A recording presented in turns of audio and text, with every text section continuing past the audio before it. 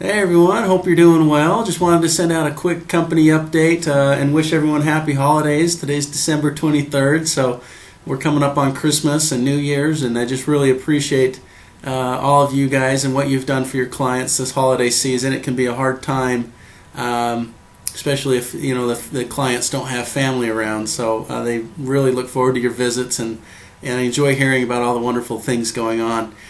We have a couple of quick updates today. The first thing is I wanted to do a reminder. We're still giving away the Kindle Fire HD at the end of the month, 1st of January. We actually have two of them, so we're going to have two winners. Be two lucky winners for a tablet.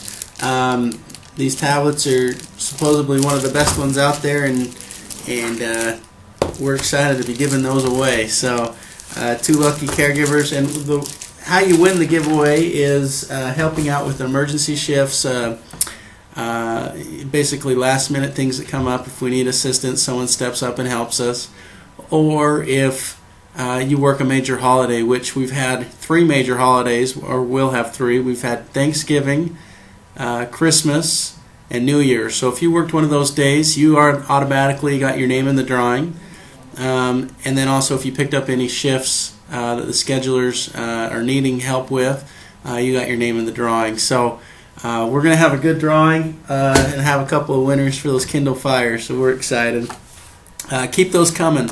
I know December's a busy time and people are out of town, and so there's plenty of opportunities for helping out for these next 7-8 days till the end of the month. So that was the first reminder. The second thing is I wanted to do a reminder of our referral incentive, and I know I do that every once in a while, but I wanted to let people know that if you do refer a client, the client could be anyone, it could be a young person with disabilities, it could be a senior that needs assistance in the home, we give a referral incentive bonus, and typically that bonus is around $50, but it could be even more depending on how many hours that client that you refer needs. And so please refer them in. You can call us here at the office with your referrals. Our phone number again, 801-642-2665. But those referrals really help the company grow, so please keep those coming.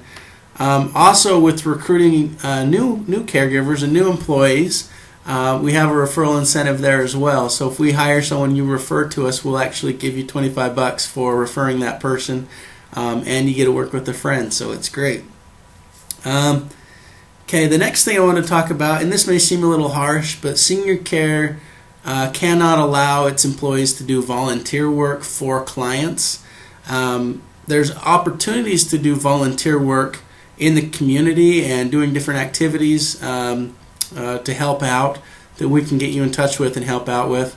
But one thing, as I attended a conference in November regarding our industry, there's actually been a lot of liability with employees going in not under company time and trying to help a client in other ways, and injuries occur or an accident occurs or something happens, and there's still liability on the company's end, even though the company had no idea that they were going in. So I wanted to make that aware that volunteer work, there's a lot of great things you can be doing to give back to your community. Just make sure that you're not trying to go back and actually work for clients off the clock, because it's against company policy and it's a liability to us. And I know that seems harsh, but it's also a big protection for you as well. We wouldn't want the clients to come back and say something happened or something went wrong when in fact it didn't, and no one else had knowledge of it. And so if you're looking for volunteer opportunities, please talk to the office. We can help you find some. And yeah, thanks for understanding there.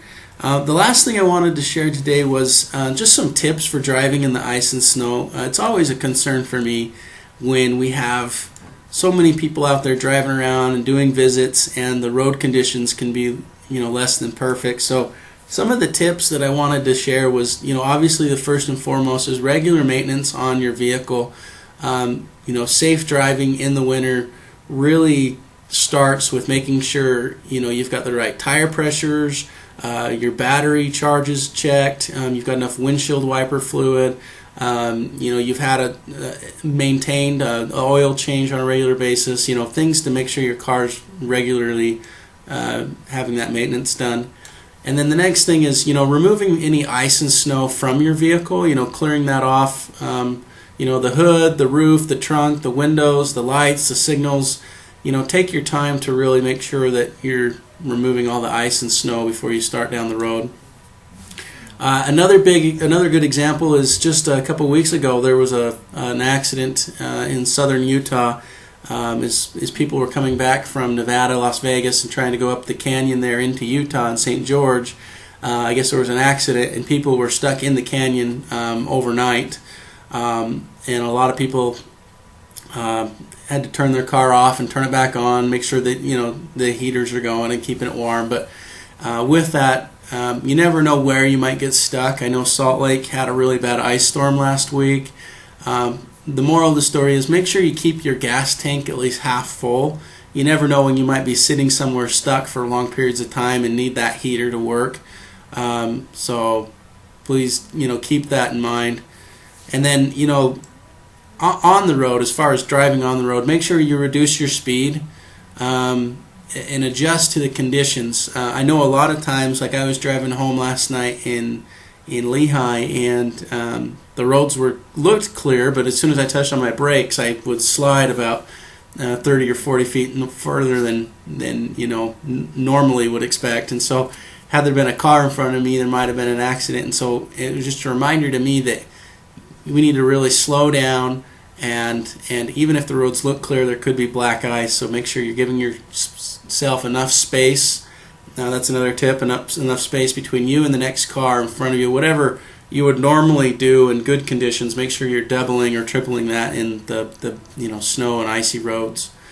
Another thing, when you're going up a hill, it's pretty common sense, but just so you guys know, you don't power up a hill. So if you're going up a hill, applying extra gas on snow-covered roads will just start your wheels spinning, and you can get stuck. So use lower gears in your car, if you have a first or second, and kind of just go up the hill at a nice steady pace.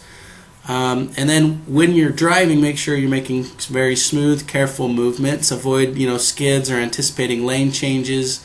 I know, like on the freeway, when you're changing lanes, sometimes if there's snow on the roads, you don't want to push the gas while you're changing lanes because that could make you spin. So, making sure you make smooth and careful movements. And make sure you accelerate and decelerate slowly. Know your brakes.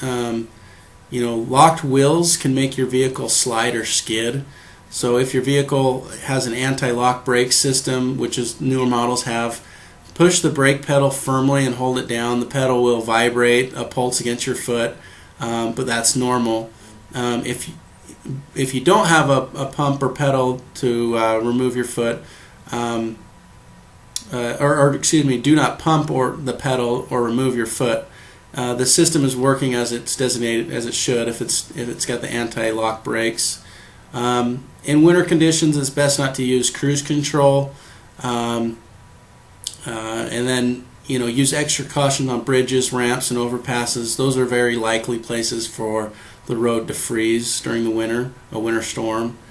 And then always, stay focused, alert, be aware of your surroundings, and be on the defensive driving. Actions taken by other vehicles may alert you to problems more quickly than if you're just hurrying, trying to get to work. So. Please use those tips. Try to make your driving to and from work as easy as possible. We don't want any accidents, so hope that helps. I'll include a link to the email I send out with some of those tips if you guys want to read more about it.